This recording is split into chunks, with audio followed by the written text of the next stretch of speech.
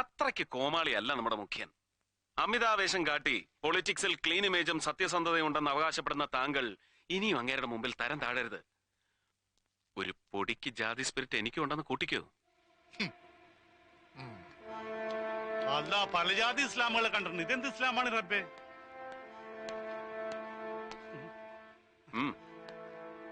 ഖുറാൻ വായിച്ചിട്ടുണ്ടോ? ഉണ്ട്. ഉണ്ടോ? ഇല്ല. പരിശുദ്ധ ഖുറാനിലെ ഒരു സൂറത്തെങ്കിലും അർത്ഥമറിഞ്ഞ അക്ഷരശുദ്ധിയോടെ ഇനിയെങ്കിലും ഉച്ചരിക്കാൻ പഠിക്കണം.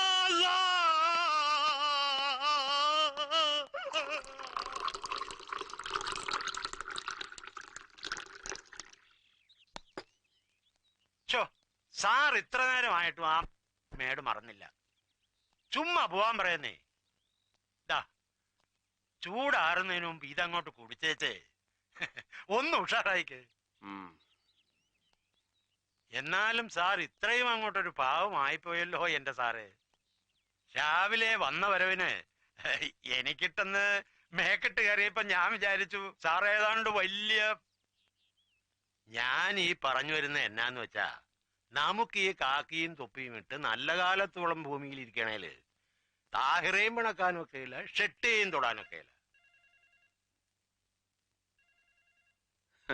പാമ്പിനെയും കീരിയെയും കൂടെ ഒറ്റ കൂട്ടിലിട്ട് വളർത്തുന്ന പോലെ ഒരു ടെക്നിക്കാ സാറേ അത്. വലിയ പാടൊന്നും ഇല്ലെന്നേ. നമ്മൾ ചുമ്മാ വഴവഴാന്നങ്ങ് നിന്നുകൊടുത്തേച്ചാ മതി. For you sir. ആരാ? ഏതോ ഒരു സ്ത്രീ. പീസായിരിക്കും. നല്ല കിളിമൊഴി. അല്ല, അതെ, വന്ന് കേറിയ ദിവസം തന്നെ ആകെ ചളകുളമായതുകൊണ്ട് മൂപ്പരങ്ങ് ചമ്പി നിൽക്കുക. ഞാൻ പിന്നെ ഓരോന്ന് പറഞ്ഞു പറഞ്ഞു പൊക്കിക്കൊണ്ടുവരുവാ. ആളൊരു തൊട്ടാവാടിയാ അല്ലയോ? നാളെ മറ്റന്നാളോ ഇവിടത്തെ സൗകര്യം എങ്ങനെയെന്ന് വെച്ചാ നമ്മുടെ വീട്ടുകാരത്ത് ഇങ്ങോട്ട് ഇറങ്ങാനിരിക്കുക. ആലീസേ. ഓ വെൽക്കം. അതേന്നേ, കൊച്ചിന്റെ സ്കൂൾ അഡ്മിഷന്റെ കാര്യം ഇതുവരെ ഒന്നും ശരിയായി കാണത്തില്ലെന്ന് രാവിലെ അവളവിടെ പറയുന്ന കേട്ടു. വല്ലതും ആയായിരുന്നോ? ഒന്നും ആയിട്ടില്ല. ഇത്രയും ലേറ്റ് ആയതുകൊണ്ട് ഇനി നല്ല സ്കൂളിലൊന്നും നടക്കുമെന്ന് തോന്നില്ല. നടക്കാതെ പിന്നെ ആലീസ് നിരൂപിച്ച സെന്റ് ആന്റണീസിൽ തന്നെ നടക്കും. അതാ പ്രിൻസിപ്പൽ അച്ഛനും അവളും തമ്മിലുള്ള ഇരിപ്പ് വശം. Mister John Varghese. Yes sir. Get ready for an operation. Sir. എന്താ സാറേ, ആരായിരുന്നു ഫോണിൽ? അത് പറഞ്ഞില്ല. 5000 കേസ് വിസ്കിയുമായി ഷെട്ടിയുടെ ലോറികൾ വരുന്നു, വിതൗട്ട് എക്സൈസ് ഡ്യൂട്ടി. ഓ, അത്രേ ഉള്ളോ? വരുന്നത് ഷെട്ടിയാണെങ്കിൽ നമ്മൾ വിചാരിച്ച അയാൾ ഒരു കോപ്പം ചെയ്യാനൊക്കെ അല്ല സാർ. അവൻ പോവും. നമ്മളിപ്പോ അലച്ചു കെട്ടി അവന്റെ പുറകെ പോയാൽ തന്നെ പണ്ട് പഴയ മുഖ്യമന്ത്രിക്ക് ഞാൻ എസ്കാർട്ട് പോയതുപോലെ ഇരിക്കും. അറിയാൻ ഗുരുവായൂരും വെടിതീർന്ന കൊടുങ്ങല്ലൂരും ഞാൻ. കൊല്ലവും കൊടുങ്ങല്ലൂരും. Keep moving, come on fast.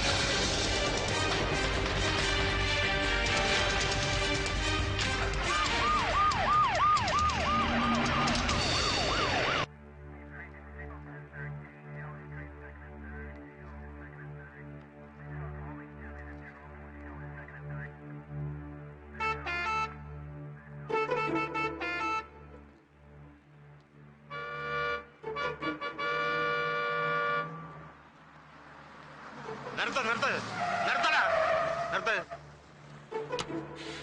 ഇങ്ങോട്ട് ഇറക്കട അവനെ. എവിടെ നടാ ലോഡ്? കോയമ്പത്തൂരിന്നാ.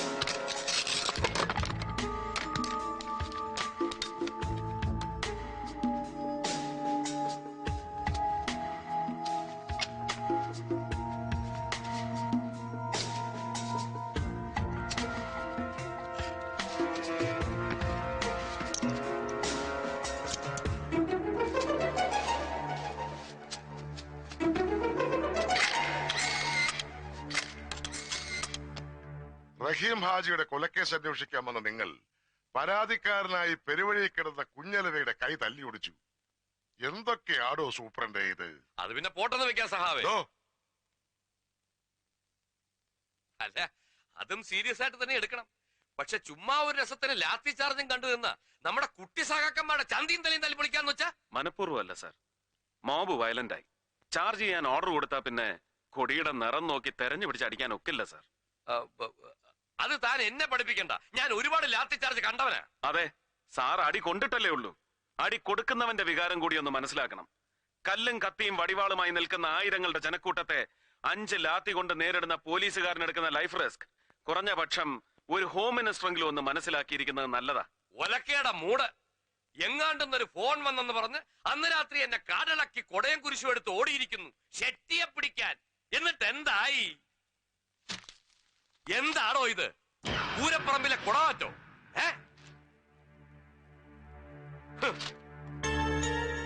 മന്ത്രിസഭയെ നാറ്റിച്ചതിന് സമാധാനം പറയണോ?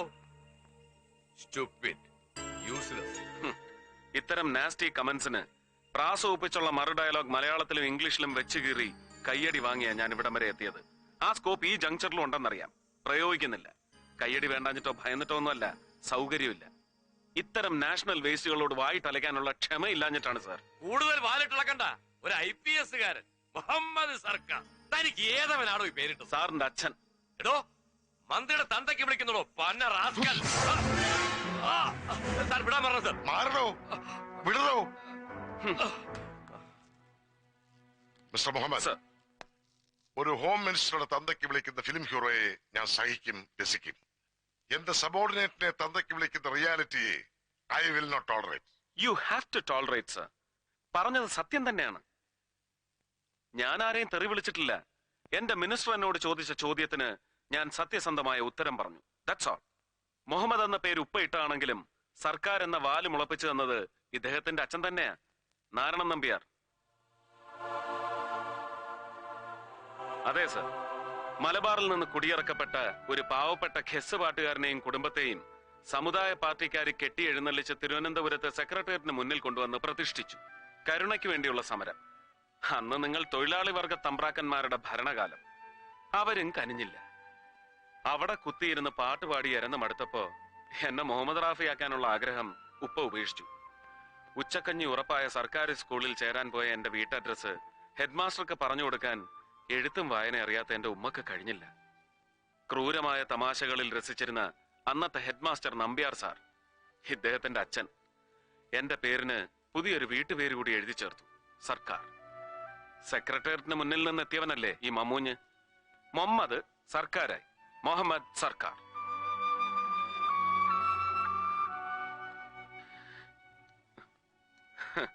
ആദ്യം ആ കോമഡി എനിക്ക് രസിച്ചില്ലെങ്കിലും പിന്നീട് ഈ പേരിനൊരു സ്റ്റൈലൊക്കെ ഉണ്ടെന്ന് മനസ്സിലായി. സംശയം തോന്നിയവന്മാരോടൊക്കെ ഞാൻ വെച്ച് കാച്ചി. അന്നദാതാവായ പൊന്നു തമ്പുരാനും തമ്പുരാൻ അന്നം കൊടുത്തിരുന്ന ബ്രിട്ടീഷ് സായിപ്പും ചേർന്ന് ചത്തുപോയ എന്റെ ഏതോ വീരശൂര ഉപ്പുപ്പാക്ക് കൊടുത്ത സ്ഥാനപ്പേരാണ് ഈ സർക്കാർ എന്നൊക്കെ. Easy, easy. You carry on.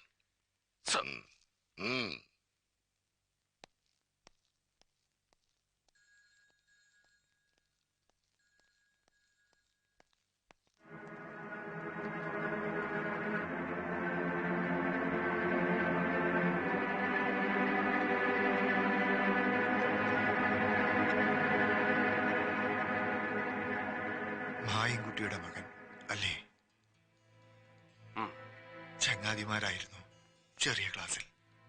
ഉപ്പ പറഞ്ഞ് കേട്ടിട്ടുണ്ട്. ഞാൻ ഡൽഹിയിൽ നിന്ന് പഠിപ്പ് കഴിഞ്ഞ് മടങ്ങി വന്നപ്പോഴാ മായൻകുട്ടി മരിച്ചതറിഞ്ഞത്. ഓർഫനേജിലായിരുന്നു പിന്നീട് അല്ലേ? തിരുവനന്തപുരത്ത് സെന്റ് ജോസഫ്സ്, പിന്നെ അലഹബാദ്, വിവേകാനന്ദ, വേറെ പലയിടത്തും. മായൻകുട്ടിയുടെ മകനെ ഞാൻ സ്വീകരിച്ച വിധം ശരിയായില്ല അല്ലേ? അയ്യോ, ഞാൻ അങ്ങനൊന്നും കരുതിയിട്ടില്ല. പെട്ടെന്ന് ക്ഷോഭം വന്നപ്പോ ഞാൻ എന്തൊക്കെയോ പറഞ്ഞു. അങ്ങനൊന്നും പറഞ്ഞുകൂടായിരുന്നു. മാപ്പാക്കണം. ഞാനും മാപ്പ് ചോദിക്കുകയായിരുന്നു, നിന്നോടല്ല, മനസ്സുകൊണ്ട് മായൻകുട്ടിയോട്.